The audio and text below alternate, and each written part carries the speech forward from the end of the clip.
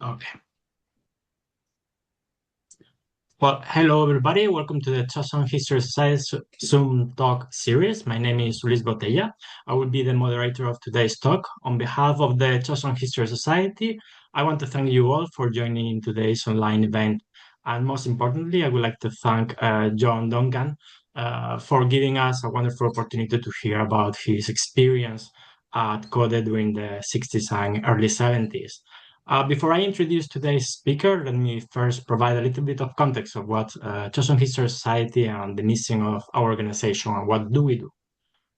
Chosun History Society is a public learned society that promotes the study, research, and teaching of Korea's past. Our goal is to foster an active community of researchers and learners of Korea's past.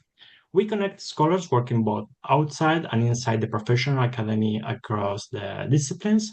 We bring together scholars, artists, antiquarians, writers, content creators, and interest journalists from around the world. Moreover, we aim to provide opportunities for scholars who are operating independently or otherwise are under-resourced to network and to share their work. We have a multiple ongoing projects, online public talks, as this one, a translation and consultation network, and stay tuned for our upcoming project, Global Chosun Initiative. We encourage to visit our official website to get to know more about our directors and projects. And please join us in any other future project that we advertise on the website. Without much ado, I would like to introduce John Duncan. I don't think he needs any sort of introduction. Probably everybody knows him very well already. John Duncan got his PhD, no, sorry, his BA in history from Korea University in the early 70s, being the only Caucasian student at CODE at the time. Then he went back to the US, where he got his PhD from the University of Washington and started working at UCLA as researcher and professors from 1989 to 2019, where he taught in the Department of Asian Language Cultures and the Department of History. He has visited professor in many universities, one of them the University of Kyushu, of Malaga, Yonsei University, Harvard University, has written widely on pre-modern and early modern Korean Asian history, and it's widely known for being the author of The Origins of Joseon Dynasty, among his books, and also working on imperialism in East Asia in the 19th and early 20th century, with a focus on the case of Japan in Korea, rethinking Confucianism, past and present in China, Japan, Korea, and Vietnam, reform and modernity in the Tahan Empire. I mean, his production, academic production, is quite wide and very diverse in terms of topic. Thank you, John, for accepting the invitation to take part in this lecture. And I would like you to give you the word because you are here at the start. Thank you very much. Please, big round of applause for John. Thank you, Luis, for the very kind introduction. I will do my best to engage the audience today. Try to strike a balance between my personal experiences and the intellectual content that I imbibed while I was a student at Korea University. I think I should begin by putting myself into a little bit of context. I was born and raised in a place called Yavapai County in northern Arizona. It was a very sparsely populated area that was mainly known for cattle and copper and not much else. I graduated from high school in 1963. I started my college at the place that is now known as Northern Arizona University, where I was a major in history. But in the middle of my sophomore year, I ran out of money. And so I had to withdraw from school and go to work. But that was the time of universal draft for military service in the United States. And once a young man dropped out of college for whatever reason, the college was obligated to inform the draft board that that person is now eligible for the draft. And so I was sort of staring at the possibility of being drafted and maybe sent off to Vietnam in the infantry. And I also was not making enough money to be able to return to school. So I did what I think many young men of blue-collar backgrounds did then and still do now, was I decided to volunteer for the Army in hopes of getting some useful training. And what I was interested in was language. And so I was advised to volunteer for the U.S. Army with the plan of going to the Defense Language Institute in Monterey, California. And I thought that was a good idea. And so I talked to the recruiting officer, and he told me he thought I had a really good chance of getting into there and into the Defense Language Institute. He also told me that I would have my choice of languages. So I thought, this is great. Maybe I'll get to learn more Spanish or maybe French or German or Italian or Portuguese and go do whatever the Army wanted me to do, embassy duty or something like that in Europe. Well, it didn't exactly work out that way. I did join the Army, and while I was in basic training, I was told to report to an office there on the post, and they told me, congratulations, you did really well on the Army Language Aptitude Test, and you will be going to the Presidio of Monterey, the Defense Language Institute. They said, you heard that you've had your choice of languages? Well, here it is. And they gave me a sheet of paper that had 25 different languages on it. And I looked at that, and there were things I'd never heard of. Swahili, Urdu. What's that? But I knew I wanted Spanish and French and Portuguese and German and Italian. So I numbered those at the top. And then I looked at the list and I said, okay, where do I not want to go? And I saw Vietnam. And of course, the war in Vietnam was heating up at that time. So I said, I want to go to Vietnam. So I worked my way up from the bottom, put Vietnam number 25. And then I put Korea number 24, because I didn't know anything about Korea except that there's a really cold place and that they had a war there and that Korea was very poor. So I put Korea at 24, and I worked my way up through the Urdus and the Bahasa Indonesia and Swahili languages of the world. Turned in my paper and then went back to my barracks. And about 10 days later, I was dismayed to receive a note that said I had to report to the Defense Language Institute for the 37-week course in Korean. And I said, oh my, the Army has got me after all. Anyway, I went to the Defense Language Institute. In the morning I showed up there, fell out, and the sergeant was looking at the platoon, and he saw I was a new guy. He says, what language are you learning? And I said, Korean. And he said something to me that was about 8 syllables long. And I said, what was that? And he says, that's hello in Korean. And I go, oh, geez, this is not going to be easy. Anyway, I took the course, and the course was difficult. We started off with a class of 11, and only 5 of us graduated. The other 6 all failed, washed out, and went to Fort Polk and put on green Army underwear and got M16s and were sent to Vietnam or something like that. So I finished the language school, and then I was sent to Korea. I arrived at the old airport at Kimpo. That was long before the Incheon airport was built. And went over to a headquarters located near Seoul for a few days. And then they attached me to the U.S. 2nd Infantry Division, which in those days was minding the western front, the western 18 miles of the DMZ. And so that's where I went. I went up to the 2nd Division area, reported to my company, and was put to work. My job there was basically to go up on a mountaintop, sit there and listen to North Korean military radio traffic. So we've listened to all of this stuff, and I didn't understand very much of it at all. If you can imagine, 37 weeks of Korean training is not enough to really do that kind of job. But we had some Korean linguists there. So we would make tape recordings of North Korean Army radio traffic, and then we would take the recordings to those people, and they would transcribe and translate them and send them off to wherever they sent them.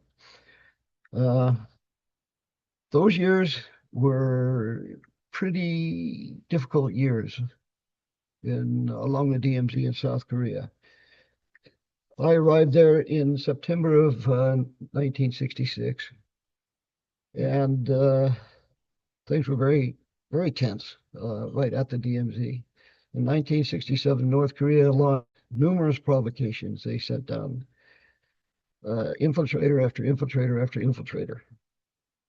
And they would also set up ambushes for the soldiers of the 2nd Division.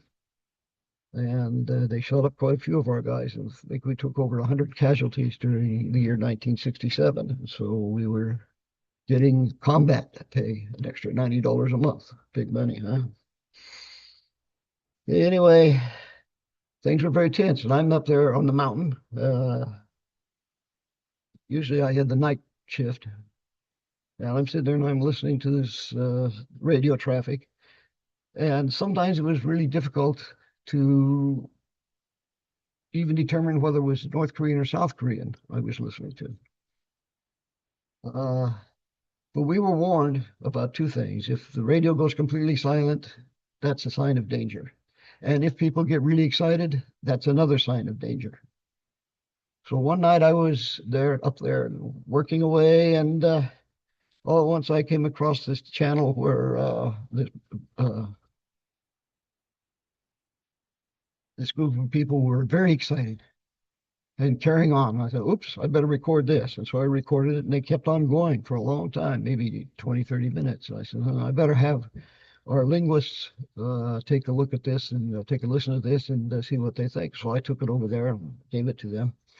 And about 20 minutes later, I went back, and the Korean man who was a linguist there, had a very sour expression on his face. He said, "Do you know what you copied?" I said, "No, I just know people were excited." He said, "You were copying Seoul taxi traffic. And I have to transcribe and translate all of this and send it into Washington, D.C. Please be more careful in the future." But that's testament to how limited my Korean language skills were at that time. And I wasn't the only one. Everybody else who had gone through the language school and were there working with me had the same kind of problems. Most of them said, "Hey, I'm going home in 13 months.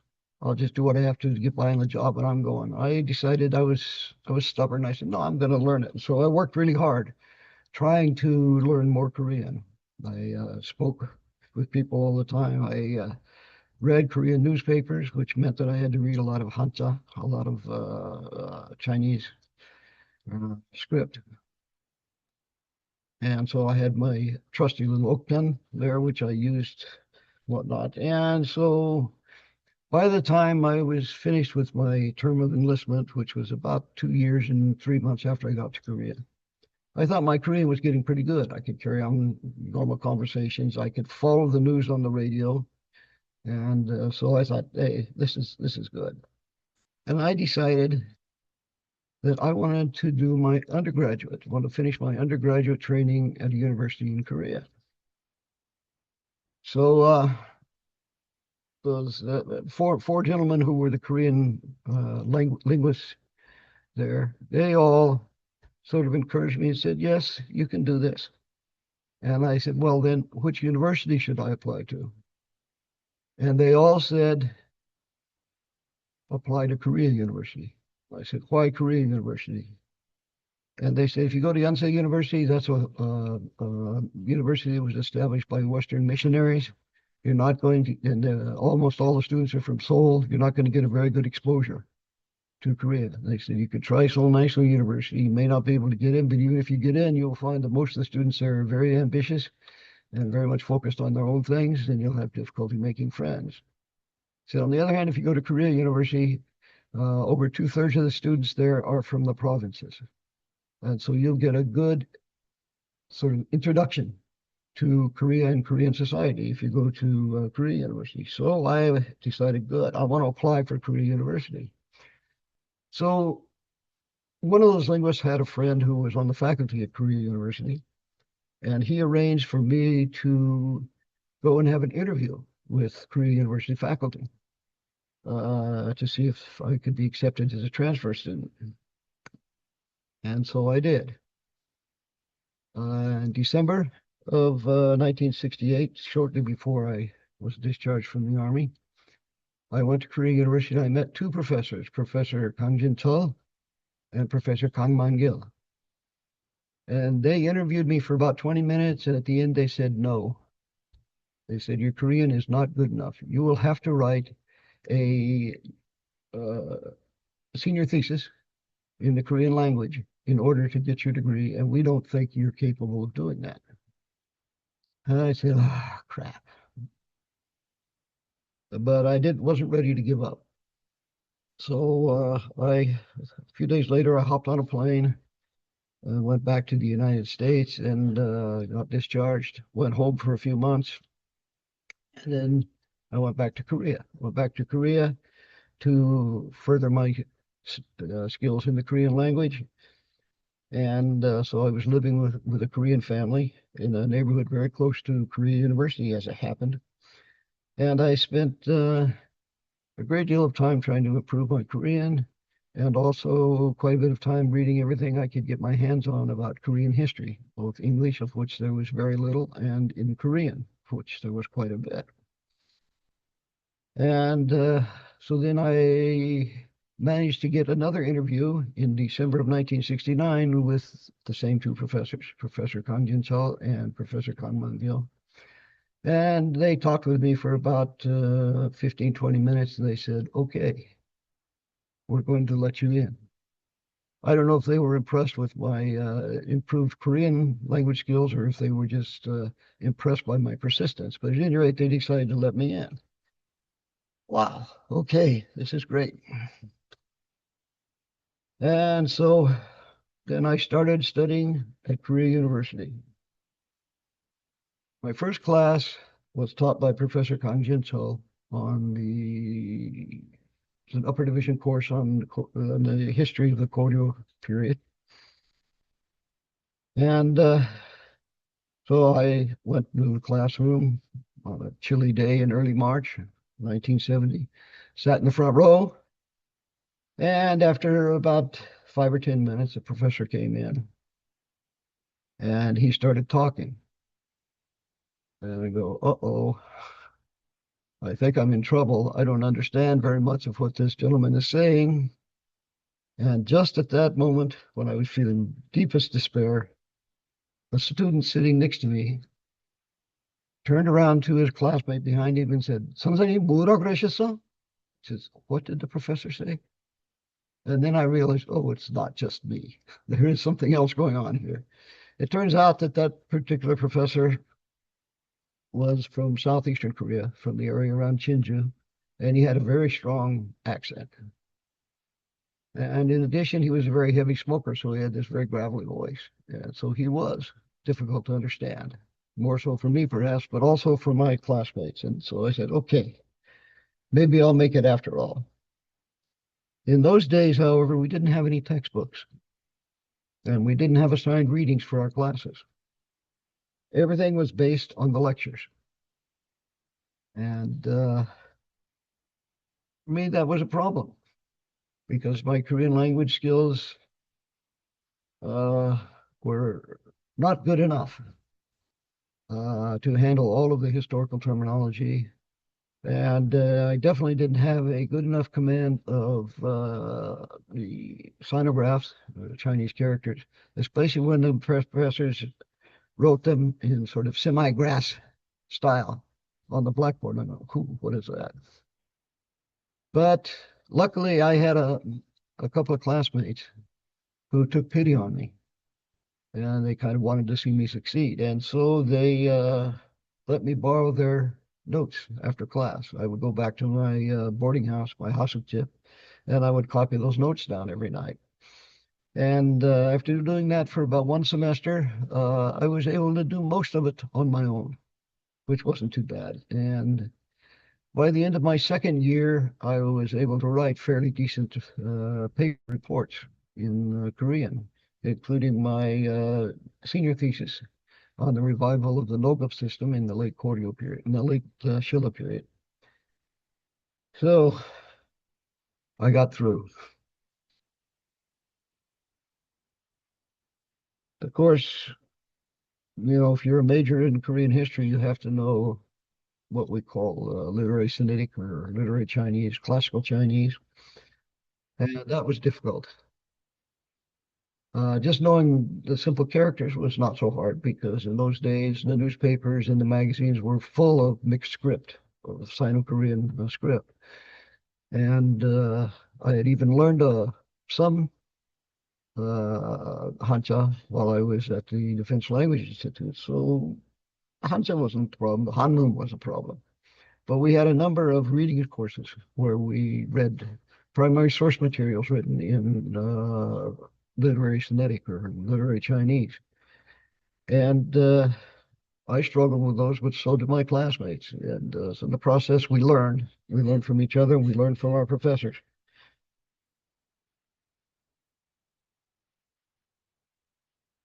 Our coursework in those years ended with the annexation of Korea by Japan. So I had no opportunity to study modern or contemporary Korea. I studied the Three Kingdoms and later Silla, and I studied Koryo, and I studied Joseon.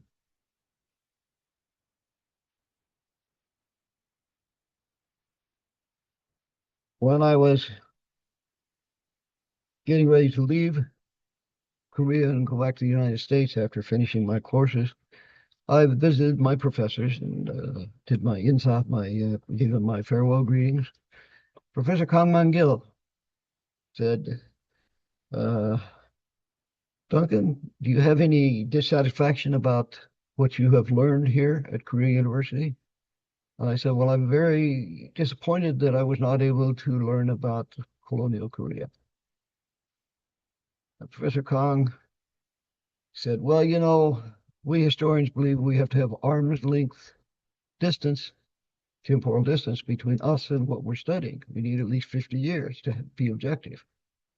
And then he kind of smiled and he said, besides that, if the professors who are in Korean universities today have to research, teach, publish about the colonial period, they will have to say not very nice things about their fathers and their grandfathers. I said, oh, okay, I think I get it. Over time, the implications of what he was saying became much clearer to me, but obviously he was somebody who was of a very ordinary background, didn't come from a landlord family or from a family of people who were clerks in the Japanese administration or who were business people. He described his family circumstances as being sort of half farmer, half industrial worker. His colonial period, as I think many of you are aware, times were very tough for the farming population down in Korea, and so many people had to pack their bags and go into the new cities that were springing up throughout Korea and try to eke out a living by farming a bit and by working in industrial sites or construction projects. That was his background. So he was in a position to say what he said, I would think. A consistent theme of my courses at Korea University, particularly for the courses for Koryo and the Joseon period, were the refutation of colonial historiography, of all of the nasty things that the Japanese colonial apologists had to say about Korea, about its history, about its culture, about its society. But the thing that was perhaps most important on the minds of my professors, both Professor Kang Jin-so and Professor Kang Man-gil,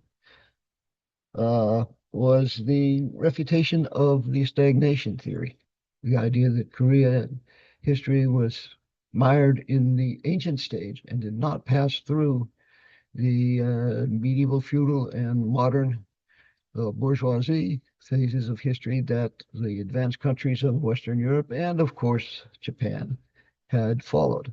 So Korea history was defective, deficient, and Korea needed outside help in order to modernize, could not modernize on its own. And so by this time in the late 1960s, early 1970s, the so-called internal development theory, or was emerging as kind of the master narrative of Korean history. And certainly this was true at Korea University, where Kang Jin-so was laboring hard to establish the existence of a feudal stage in Korea in the Koryo period. And he chose to do this by examining peasant landholding and peasant taxual obligations. And Professor Kang Man-gil, who taught coursework on the Joseon period, he focused very much on the non-elites. He gave us special semester-long lectures on the Nogŭp, the slaves.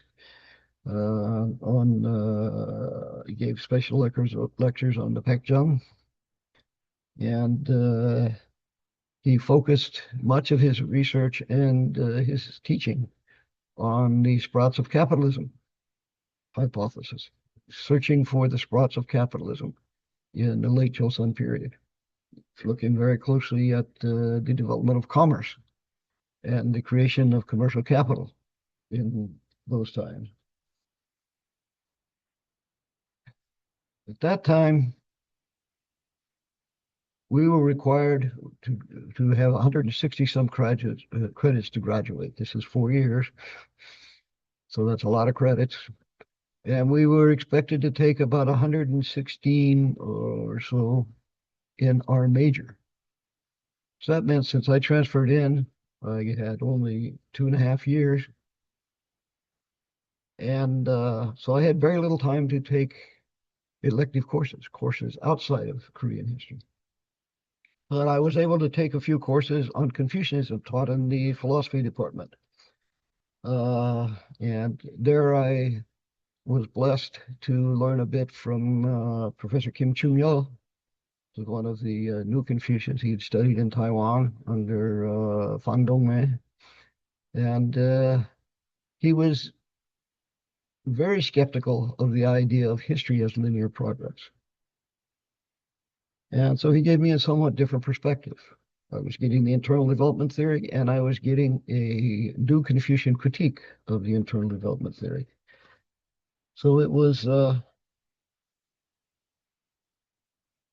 okay, and I graduated.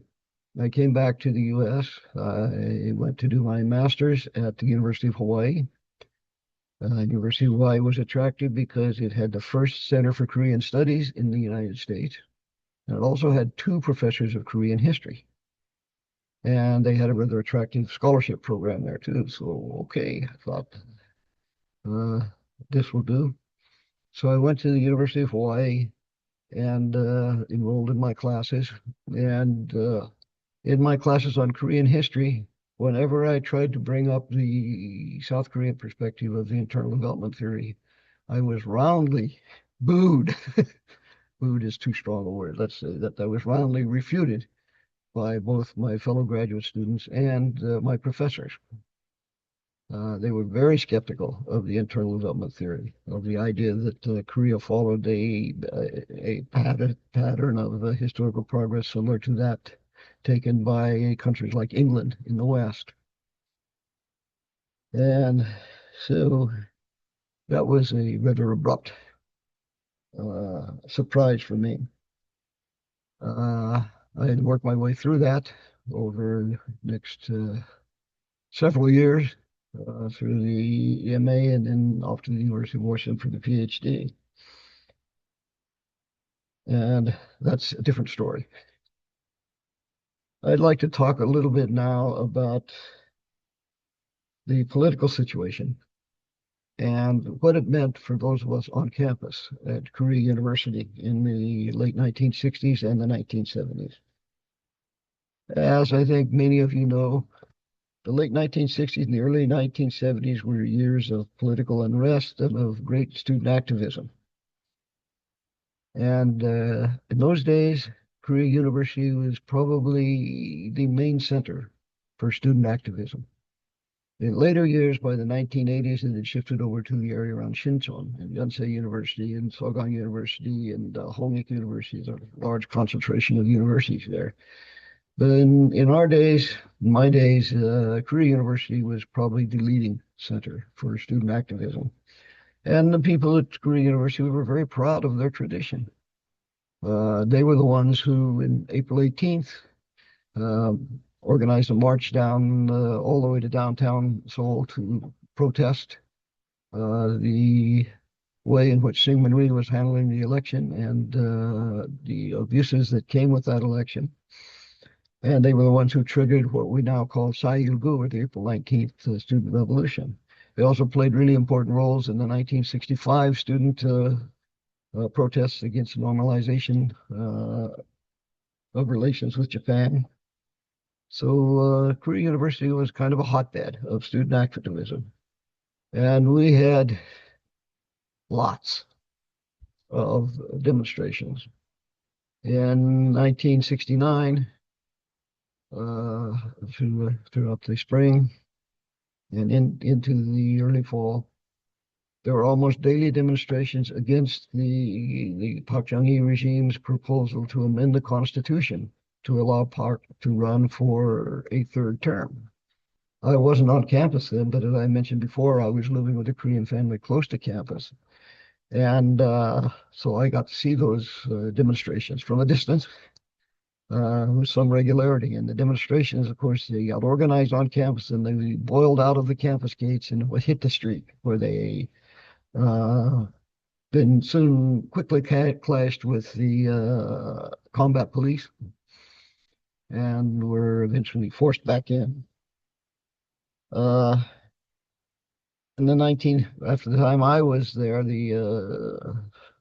the time I enrolled and started classes in March of 1970, the amendment to the Constitution had been settled, and students were now protesting other things, including corruption, and including a government requirement that all male students take mandatory military training as part of their regular coursework. And students were protesting against that, so there were frequent demonstrations. And at times, the demonstrations meant that classes got canceled. Not permanently, but for the day. That there were constant demonstrations going on out in front of the university. And I remember by that time I was living in a boarding house, which was not too far from the front gates of the university. And I had to go through those front gates every day to go to my classes. And the smell of tear gas from the previous day's demonstration was always very strong, sometimes bringing a little tears to your eyes. But I also noticed scattered on the ground around the front gate and out on the street were these tear gas canisters that said property of the U.S. Army. And I said, oh my God, I hope my classmates don't see that and take it out on me. Well, they didn't have any intention of doing that, but I thought, it made me very uncomfortable to see that it was the U.S. government that was providing the tear gas grenades that the Korean combat police were using to suppress the demonstrations. But I guess I do have to talk about what happened in October of 1971.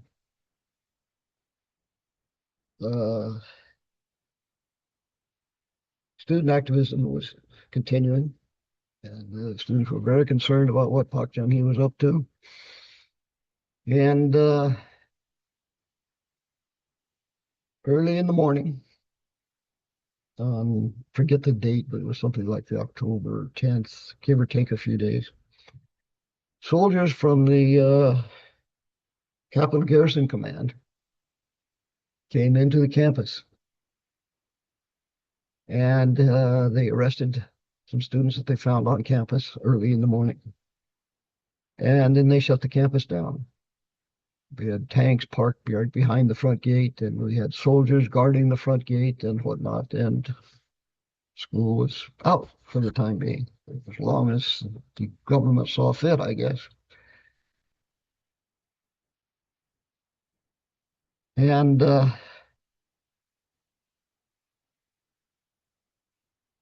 I was recruited by one of my classmates to go into campus and retrieve something. That something was a statement calling for democratization that was drafted by the professor under whom I had studied about Confucianism. He had circulated among the faculty, and 40 or 50 members of the faculty had signed that. And it was left in his office. And he couldn't get back in to retrieve it. And he was very concerned that the soldiers, now that they were in charge of the campus, would go through and search the professor's studies, their offices. And he said, if they find this, my classmate said, if the Army finds this, then our professor and all the other professors are in deep trouble. But since you are a foreigner, they will probably let you go into campus. You tell them that you're a foreigner, explain to them you're a foreigner, show them your university ID, and explain that you had left your books inside the building there, one of the buildings in the campus, and you need to go and get your books so that you will be able to continue studying while the university was shut down. I said, okay. So I screwed up my courage, gulped, and approached the front gate. And of course, there's these tough-looking sergeants there, and they were looking at me rather oddly, and sort of issued something along the lines of a statement saying, "What do you want?" I said, "Well, I'm this foreign student here from the United States, and my books are inside the campus, and I need to pick them up so I can take them out and study while the campus is shut down." And they looked at me and looked at each other and talked a little bit. Said, "Okay, go in." And so I went in. And of course, I had the key to the professor's office. Went into the office and I looked through his desk and I found the statement. And I read the statement and I said, holy shit. Yeah, this is really dangerous stuff. And I said, what do I do now? Do I try to smuggle it out? Well, I could try to do that, but I'm pretty sure these guys will search me on my way out. And if they find this document, then my professor will be in real serious trouble. And so what I decided to do was to burn the document. There was an ashtray in the office there. It was fairly large.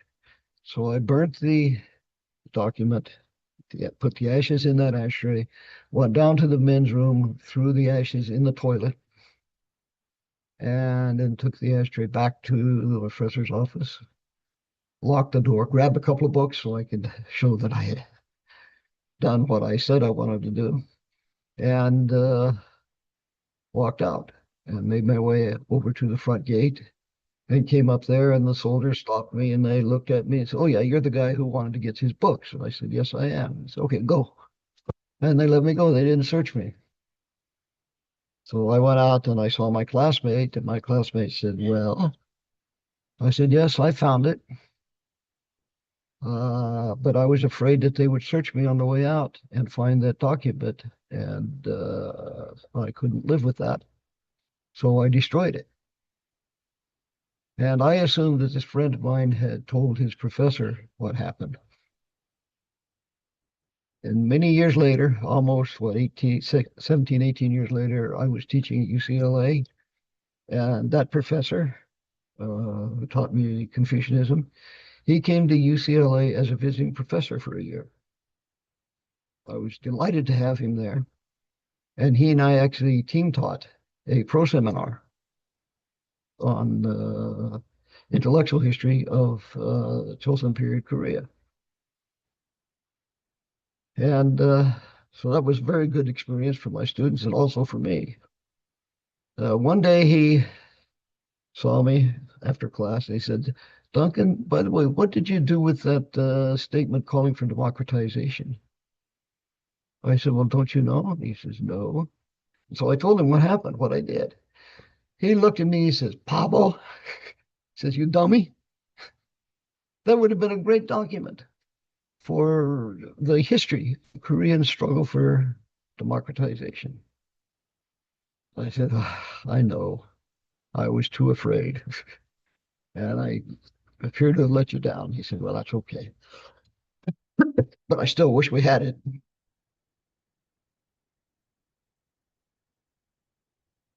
October of 1971 was tough. Of course, you had this guy like me scared to death. Campus was shut down. At that time, the Park regime took a different approach to students who were engaged in demonstrations. Up to that time, they might suspend a student for a semester or a year and let the student reflect on what he had done. There were very few co-ed students at Code in those times. And if the student didn't live up to their expectations, then they would draft the student and send him off to the army. And then after his time when the army was over, they figured he had learned the truth about North Korea and how dangerous things were and would behave themselves. And of course, some of my friends were not going to have anything to do with that crap. And they were not suspended, they were expelled. This was the first time that university students were expelled for their political activity in Korea. What happened to you if you were expelled from your university in Korea? Well, maybe you could try to get into another university, but the other university would soon learn your background and would probably not let you in. You could go back to your hometown down in the countryside if you were from Kode, where you might help your parents run a mom and pop store or go to work someplace, somehow, doing some manual labor and whatnot. Your future was effectively sealed off. Some students opted to disguise themselves and get jobs in the industrial factories that were starting to spring up around Seoul and other areas. But the government was also aware of this kind of wijancheop, or this taking employment under false pretenses, would look out for those people and get them, and then they would be off to jail again. Oh, what happened is that several of my friends were expelled, and 4 or 5 of them became sort of committed professional activists. What did they do? They would go and work at something like, say, the Catholic Rural League or something like that, where they would work at organizing people and ordinary people and explain to them what was going on politically and whatnot. So it became, you got a kind of radical tradition. There was even, I think, a radical tradition of sorts before that time, but Park Geun-hye created a much larger, more active radical tradition by what he did. in the early 1970s. So all of this left me with insight into the struggle for democratization and with a high degree of sympathy for that struggle. And also my classwork at Korea University left me with some empathy for the efforts of Korean historians to decolonize the study of Korea. And so I think those are the two big things that I left Korea University with. I have to say that I will remain always grateful to my professors who were kind and supportive, to my fellow students, even though some of them suspected I was a CIA plant because they couldn't understand why an American would be studying undergraduate at Korea University. But I think over time they came to realize that that was not the case, that I wasn't a spy.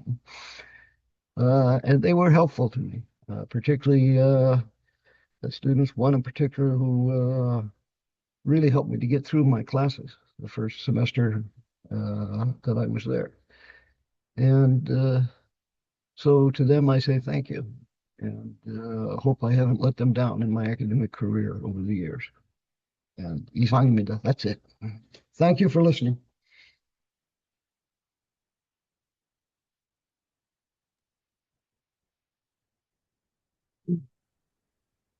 Thank you very much, John, for your talk.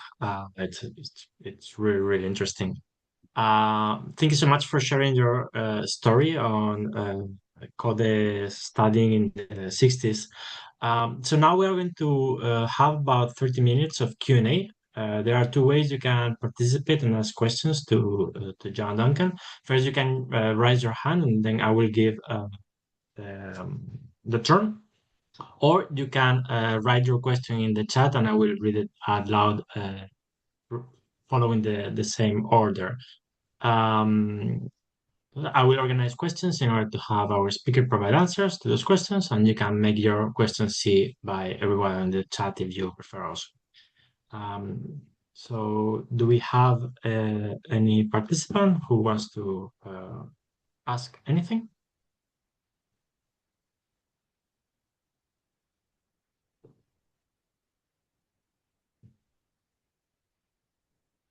Nobody? Oh, please, Vladimir, go ahead. Yeah. Can you hear me? Yes. Yeah. Yeah.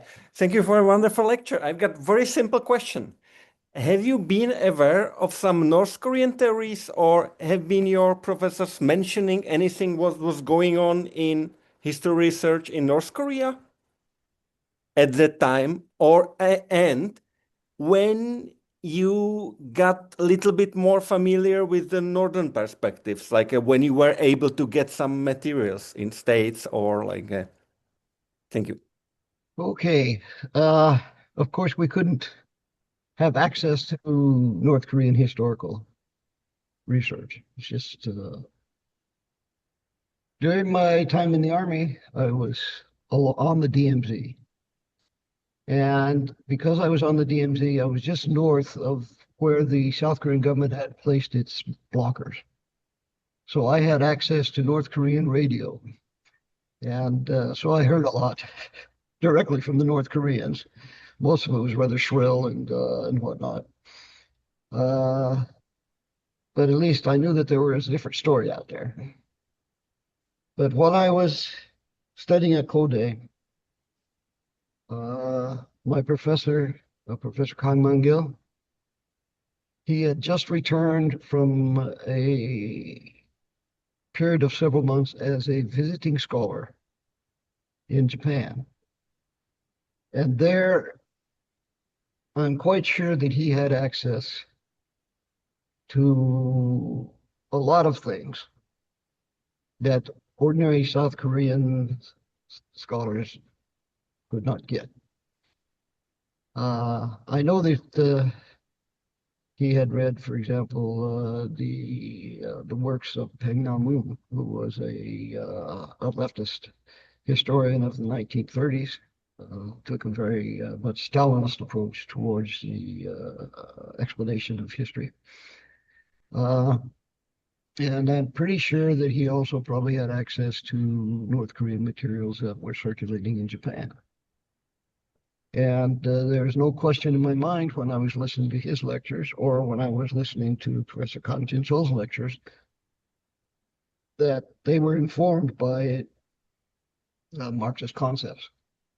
They didn't use terminology like class struggle or relations of production and whatnot, which would be an obvious tip-off.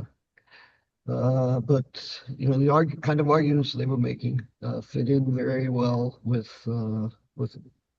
Marxist approaches to history. So I didn't have it directly from North Korea, but I think I got a filtered version of what some of the North Korean story article was about. And later on, I read quite a bit. When I got back to the United States, I was able to read a fair amount of stuff in North Korea. And some of the North Korean historiography I thought was quite good.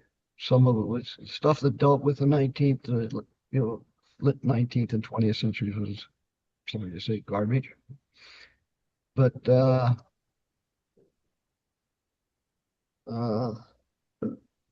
what Kim Seok-hyun had to say about developments in the Joseon, about the foundation of the Joseon dynasty and whatnot, for example, are things that were not too distant from my own research. So yeah, it was a very uneven, but over time, a fairly good way of getting an insight into how the North Koreans saw their history. I hope that answers your question. Yeah, thank you. Thank you.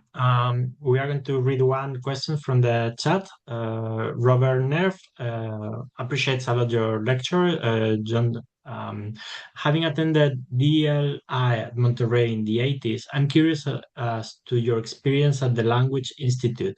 How prepared were you for life in Korea away from the camp? How prepared was I for? Could you repeat the last sentence there? Sorry, how prepared were you for life in Korea away from the camp? Okay.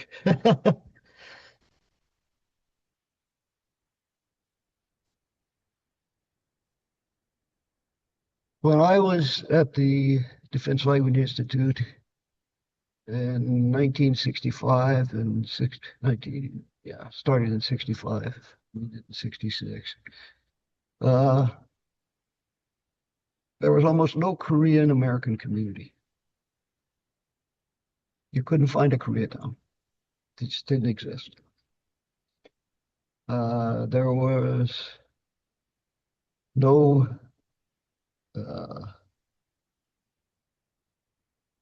Korean television serials available to us on TV, no Korean movies that we could watch, no Koreans to talk to even, except for our professors. Now, our teachers were under a lot of pressure from the administration there because the dropout rate was so high. I think I mentioned that we start off with 11 in my class and just 5 of us finished. And so our teachers would keep telling us, your Korean is wonderful. You keep working really hard, studying really hard, and you're going to be really fluent in Korean. And if you're fluent in Korean and you go to Korea, the girls will love you. Okay, sounds good to me. We sort of thought, yeah. But we didn't realize how poor our Korean was until we arrived in Korea. And I remember a few days after I arrived in Korea, I got my first pass so I could go outside the headquarters gates. And I went out beside out the gates, and close by there was this mom and pop store. And the lady was there minding the store, and I said, okay, I'm going to try my Korean. So I went over there, and I'm pretty sure I asked her, I pointed at something and said, how much does this cost? Something along that line. And she looked at me with a really puzzled look. And so I tried again. And I think she figured out I was asking how much something cost. I don't know. She said something, and I had no idea what she said. And at that point, I realized, whoa, this is, this is tough. So linguistically, I was not well prepared. Life outside of the camp, outside of the base. In terms of some sort of social cultural exposure, we had very little of that at the DLI. And what we did get was sort of idealized old memories from Koreans who somehow or another had come to the US sometime after 1945. And they were elderly and were operating on memories rather than on the realities of South Korean society post-Korean War. So while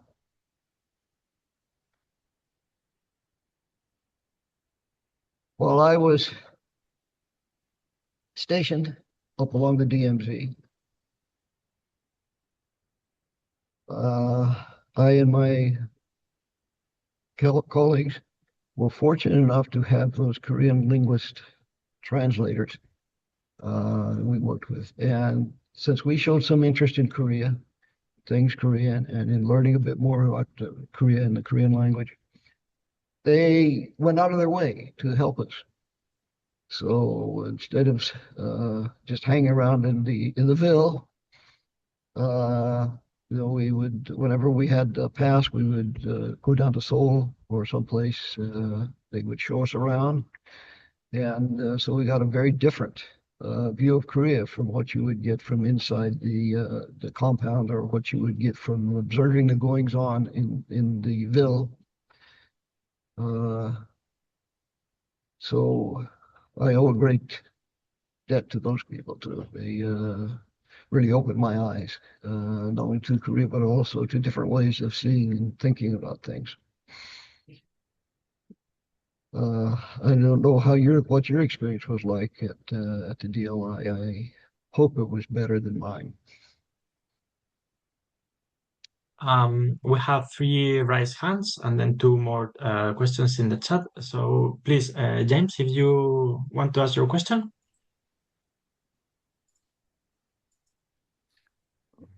Yes, sorry, I was trying to actually get my camera to work.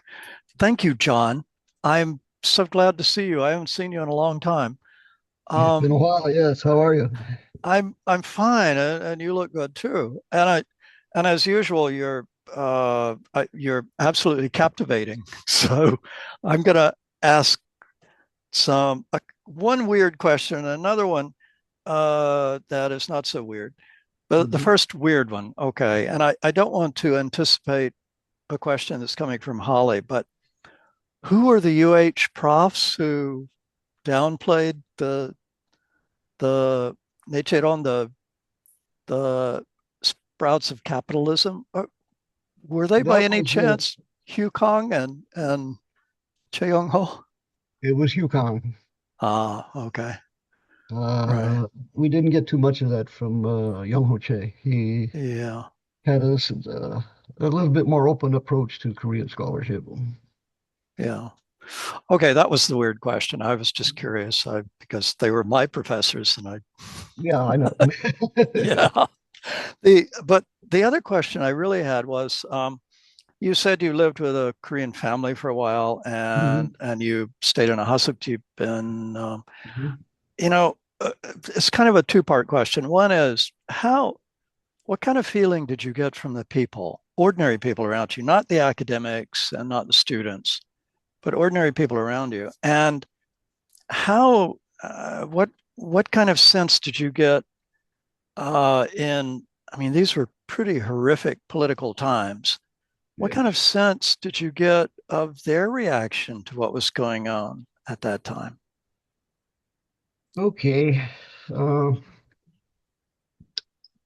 Yes, I lived with the family for a while. Then they decided to move way over past Kimpo Airport. That was way too far from Korea University. And so then I opted to go into a hospital, a boarding house. And one of my classmates helped me to find an appropriate boarding house. And so I lived in a boarding house almost the whole time, which was a really good experience. You get to know a group of students pretty well. You share meals, breakfast and dinner, and you sit around and talk together, some and whatnot. So, I would say that life in the boarding house was a really valuable experience. Mm-hmm. I would do it again. The food wasn't particularly rich by American standards. No meat. A lot of vegetables and fish a couple of times a week and whatnot. At the time, I lost a lot of weight, and I thought that I was having a tough time. Maybe I was in a certain way, but now that I think back on it, that was probably the healthiest I ever ate in my entire life. That was good. Did I have contact with ordinary people? Yes, I did, quite a bit. For example, the family that I was living with, they had their roots out in the countryside. And, when things were getting tough out in the countryside, the family members would come from the Seoul, from way out in the farming villages, and stay. And so I would get to talk to them and whatnot. I had to be very careful about asking people's opinions of Park Chung-hee or the politics. They would clam up immediately. But still, there are things that I learned. For example, one of my classmates was from Jeonju, and he had a very close friend that he had known in high school, who instead of going up to Kodae or someplace up in Seoul to go to college, stayed at home and went to Nogŭp University, where he majored in agriculture. And then he stayed back in his village outside of Jeonju, organized a cooperative with the farmers in the village. And they had a little spot down there in the market in Jeonju where they could sell their produce and whatnot. And I got to spend quite a bit of time with those people during summer vacation. And over time, you learn things. That area, of course, voted overwhelmingly for Park Chung-hee in 1967 and again in 1971. But you listen, talk, and pretty soon it becomes clear the government controls the availability of what they call Nogŭp, which is fertilizers and pesticides. And if that particular mill, that township, didn't go for Bach, they didn't get a lot of Nogŭp. Yeah. So, the ways in which that system was oppressive were very complex. And most people did not feel free to talk about it. We students, we could say anything among ourselves. But the ordinary people, they were very careful. But I will say this, one thing that struck me is that a lot of these ordinary people, working class people, whom I got to know, nonetheless had very strong sense of nation and nationalism. Yeah. We have problems in our country and we have to work hard to fix them. This kind of attitude. I could get that from my fellow students and other such people, but also I got it from just ordinary working people. So I don't know if that answers your question, Jay, but yeah, quite well. Thank you. It's the academic world can be something of a bubble. Yes. And you have to make an effort to talk to ordinary people. Yeah. Thank you very much. Yeah. And Munabet, if you may want.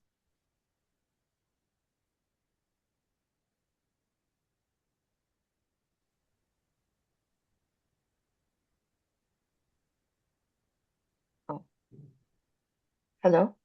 Hi, John. Hi. Can you hear me? Okay. Thank you, Yeah. first of all.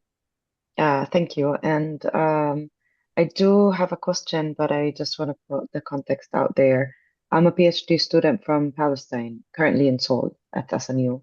And my PhD is basically comparing the Gwangju uprising with the Palestinian uprising of 1987. But I focus much more on the role of female students within both uprisings. I focus on their way of mobilization, their way of like how they strategized and sustained the uprisings to a certain extent. And I have two questions for you. The first is because I have noticed that when you were talking about the 70s specifically, there was no mention of female students. And I want to know, like, if you recall any significant moments where women were, specifically female students, were out there, were actually part of the not necessarily the uprisings, but the mobilizing, the underground work. And I can understand that you were watching from afar, but at the same time, having Korean friends, you must have heard. And the second question is, I'm not sure how much you kept up with whatever was happening in the 80s, but like looking at or recalling what was happening in the 70s, what you were seeing in the 80s, I just want to know your opinion on what was more harsh or what was more, kind of, shoving people and students in the corner because the way I read it and the way I see it, the 80s was horrendous. But starting to talk to many of the professors and many of the specifically Americans who lived in Korea during the 70s, I do hear different stories, and specifically from priests and people who lived in Gwangju, they are starting to have a different opinion, which is, oh, the 70s was actually way worse than the 80s. So I just want to know your personal opinion on that matter. And thank Yeah. you. Uh, well, the university that I attended, Korea University, had very few female students. I think there were fewer than 200 out of a total undergraduate enrollment of 5,000 students. So there was that. And I think if the female students had gone out and struggled in the streets alongside the male students, they would have been easily identified and then be subject to all sorts of nasty things. And so I do know, however, that in what in those days we called circles, which they now call Tongwari, these student organizations, that there were some of my female classmates who were playing a sort of supporting role in those kind of circle activities. But the 1980s is a very different story.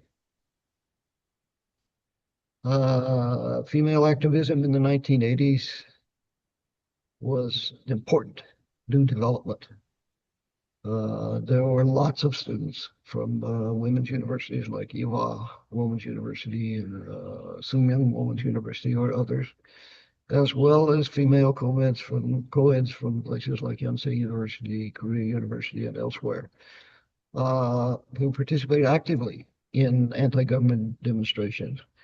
And one of the things that was significant during this time is that quite a large number of female students disguised themselves as non-students and went to work in some of the factories where ordinary Korean women were working, and they tried to organize in those factories and try to promote activities that would make life working in those factories better, but would also promote democratization.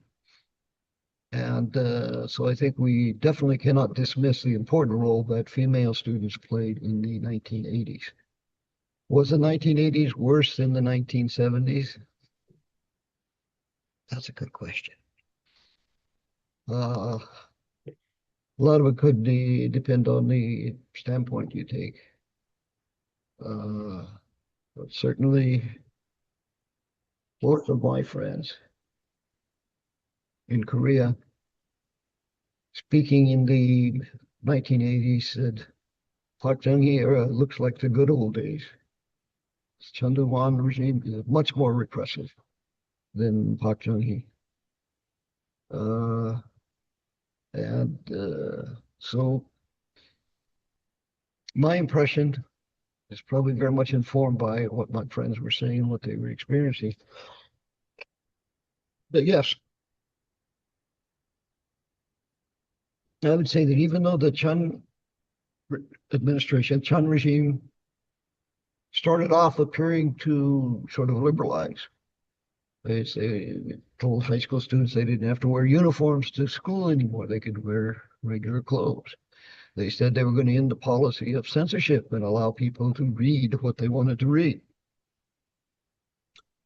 Well, that certainly came to a screeching halt before too long because people were getting reading materials out of bookstores and whatnot that were telling them things that the Chun administration did not want. The Chun regime didn't want them to know. So that came to a halt.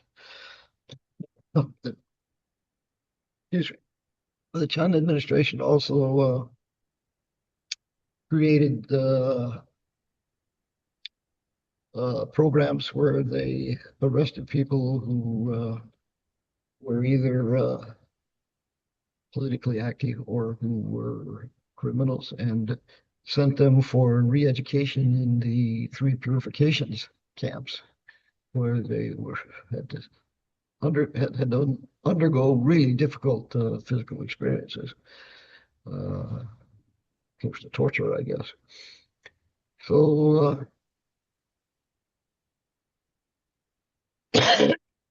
I also think that the suppression of the Gwangju democratic struggle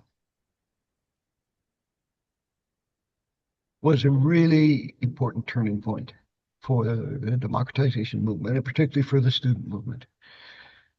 In the 1970s, students were still looking towards the United States as kind of a model, and were wondering, why doesn't the United States intervene?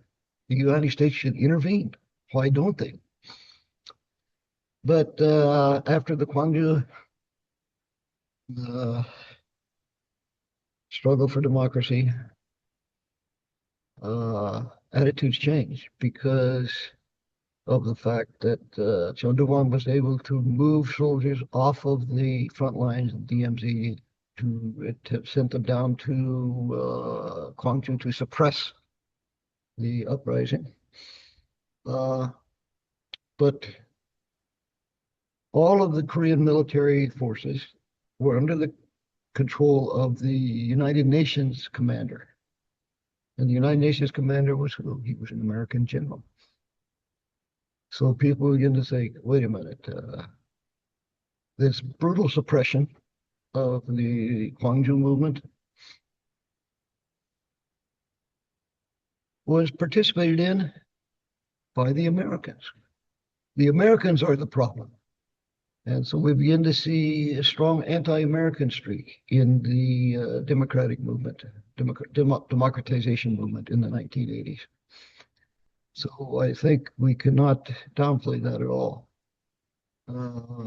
So I would say that one of the problems, I think that the women's movement, the female student movement in the 1980s was they still had to deal with horrible sort of sexist ideas in Korea. So some of the women who were arrested for demonstrating against the Chun regime, or taken to police stations where they were sexually abused and treated very, very horribly. And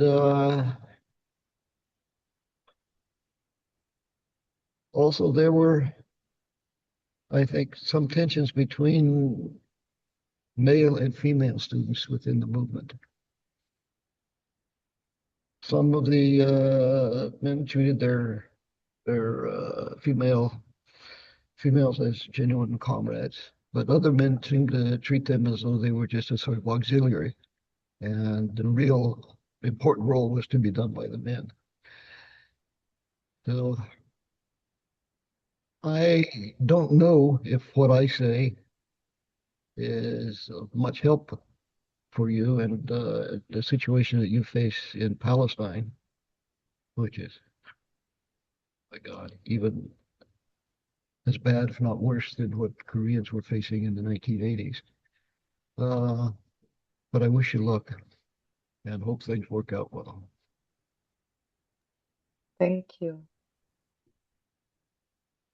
Okay. We are going not to accept any more questions because we're running out of time, but we're trying to cover the four last questions we have. So, John, if you may ask your questions. Oh, thank you. First of all, thank you for this talk. I really like to hear the story that you've relayed here. Particularly, though, thank you for relaying the stuff about how you got into Korea through the military and through DLI. As you may remember from the one time we met, I had a very similar start with Korea, and thank you for the success that you've had in your career as a sort of setting a precedent. I'd really, we can talk a lot more when you come to Michigan and for Mixie. But I'd like to hear, I think, for the sake of everyone to hear this, how do you feel that your specific background as an Army linguist, having served in Korea, then going into undergrad in Korea, continuing on with Korean studies, has been both like an advantage and a disadvantage for you? How does it affect the perspective you've had on the situation? Also, how you've been perceived, your positionality, anything you just kind of share with the audience about how that has impacted who you are as a scholar of Korean studies. I'd really like to know this. Yeah, okay. Wow, I mean, that's a really big question. And, this is stuff I'm still sorting out even today. But I would have to say that, first of all, the time and place where I grew up certainly left me with a strong sense of class difference. Social class was real. I felt in Yavapai County, in the county seat there where I went to high school. I couldn't deny it. And so that's one thing. So there was a sort of predisposition there. Another thing is that while I was serving in the Army in Korea, some of my fellow soldiers treated Koreans very badly. Very, very badly. I had serious conflict with those guys.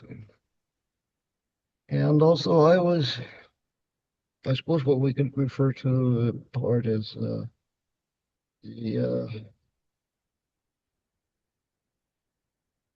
civil rights movement generation. I, of course, didn't participate in the civil rights movement, but I think many young people,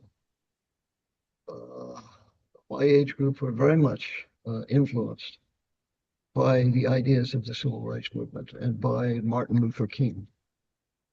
To us, Martin Luther King wasn't just speaking about blacks, for blacks. He was also speaking for the poor people as well, calling for greater social justice for everybody.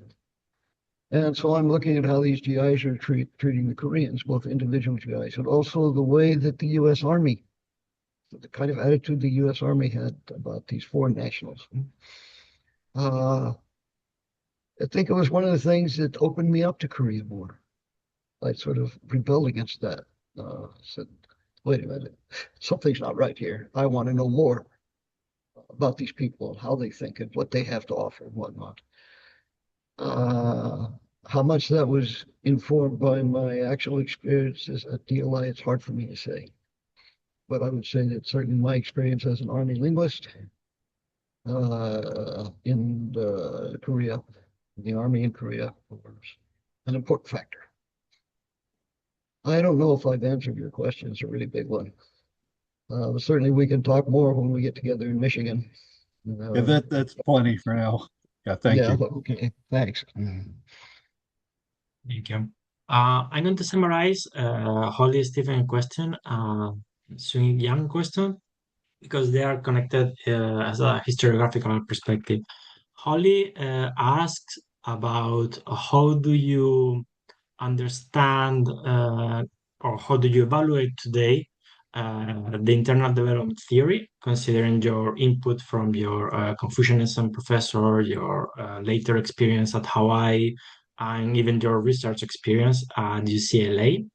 Will Sungik ask about what were the convergence and divergence in historiographical thought that you found between what you were learning at Code with Kamangil and what you may find in some other schools, like reading Ikibek's writing about Korean society in the 60s and 70s? Okay. Well, I'll say this. Even before I started my classes at Korea University, I had read Ikibek's Hanguk Sashilong. And in that earlier edition there, he did a wonderful job of critiquing the colonialist historiography. And he also laid out a vision of how Korean society followed its own path of progress, leading towards modernity. But his vision was a bit different. He focused on how changes in the ruling elites came about and what kind of transformations they brought on Korean society. So whether he's talking about, for example, the rise of the military in the Korean period, or he's talking about the rise of the medium and small landlords in the late Korean period and again in the mid-Joseon period, he was focusing on history propelled by elites. And that kind of view, I think, also shares a lot with the view that the historians of Korea at Seoul National University have generally put forth, with their focus on what the king, on the king, Youngjo and Kojo, for heaven's sakes, and also, the kind of things that were going on with the Noron officials and intellectuals in the late Joseon period and whatnot.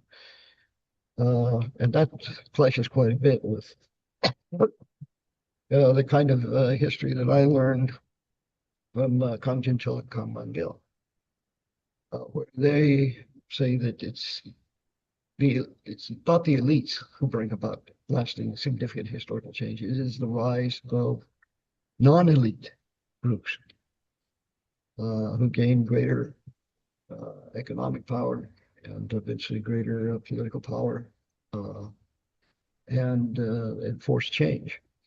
And so those are two very different approaches. And then, of course, we have my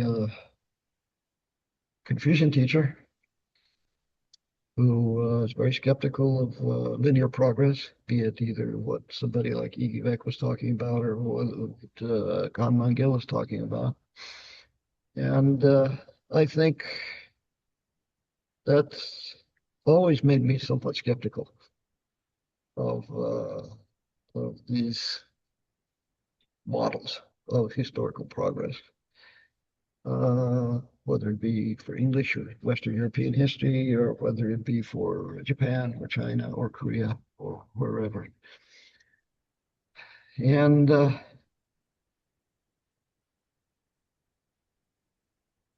so I have still retained up the philosophical level, I suppose, a theoretical level, conceptual level. I retain this great skepticism about history as inevitable linear progress. But at the same time, I find myself in a bit of an uncomfortable position. And that has to do with the rise of world history over the last few decades.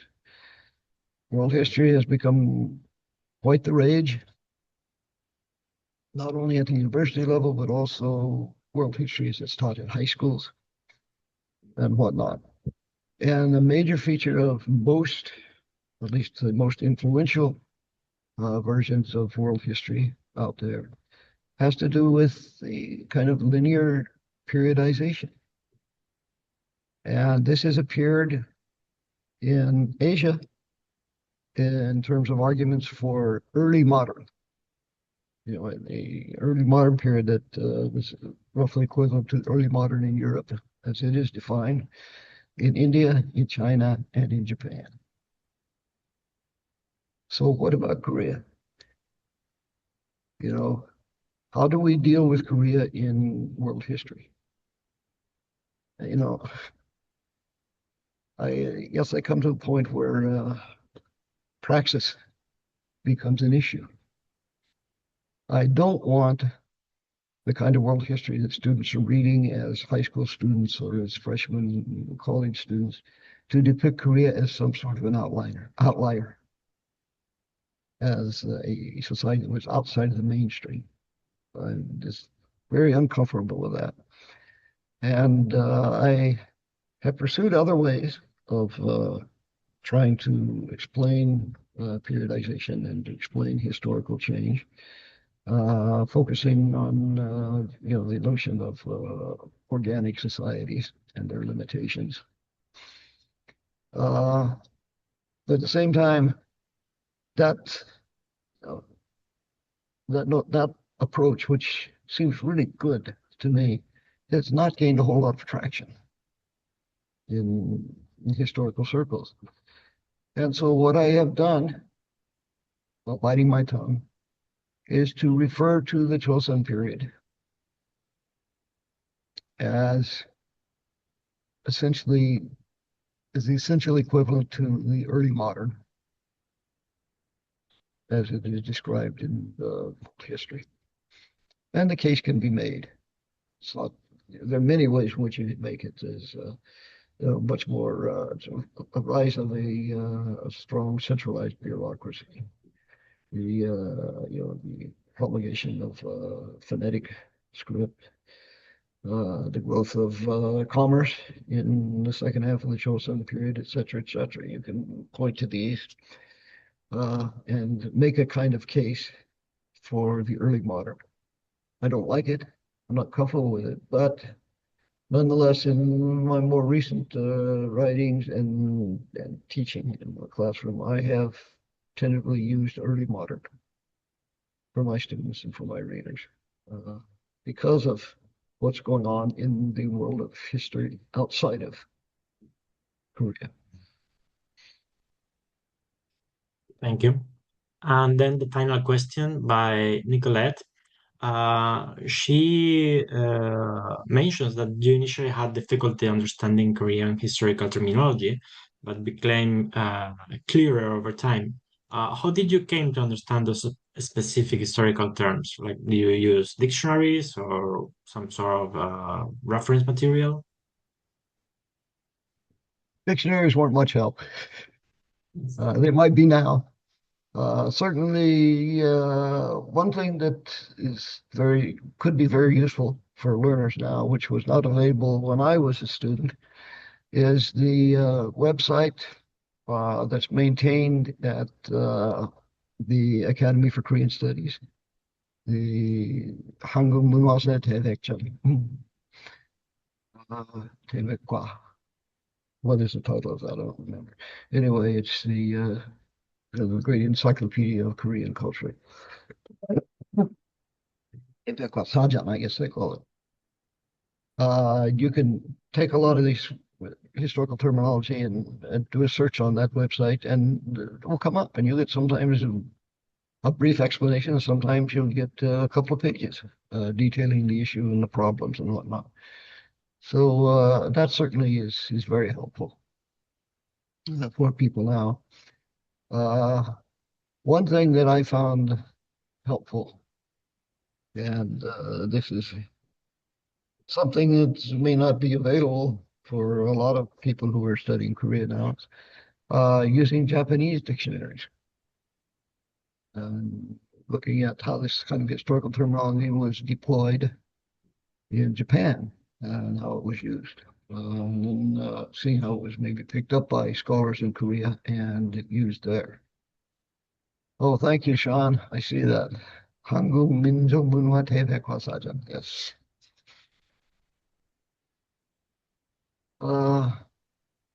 And of course, I would ask my friends, what is this all about? And I was very reticent for asking questions in the classroom. Matter of fact, almost all of my classmates were there. They wouldn't ask questions. But I would sometimes approach my professors in their offices later and say, could you please explain this to me? So, however I could, I did. That's a good question. Thank you very much, John. We're going to finish here the official event. Once again, John, thank you very much for sharing your experience through such an important period in Korean contemporary history. We are going to also thank everybody for showing up and to take part on the event today. It has been fantastic to see so many scholars, colleagues, friends, interested people on Korea to attend and to participate, and also for everybody who has participated with questions. We are going to leave we take the Zoom call. So if you want to check, some of the Zoom talks we took on the past are on the YouTube channel of the CHS. I shared it and Sean has shared it also. Hopefully we may also add this one in the future, maybe.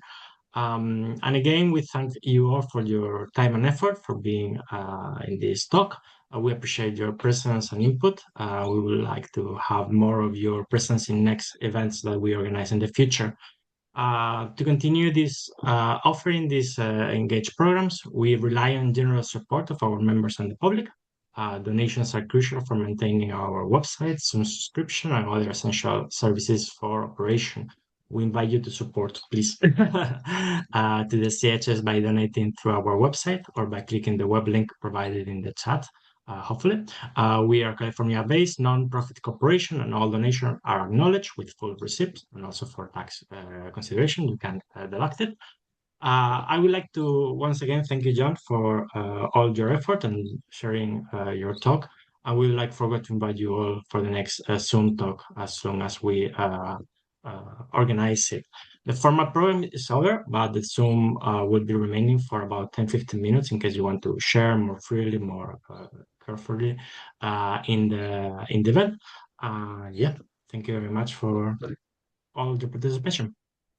See you next time. I would like to say thank you to you and to the Chosun History Society for hosting me.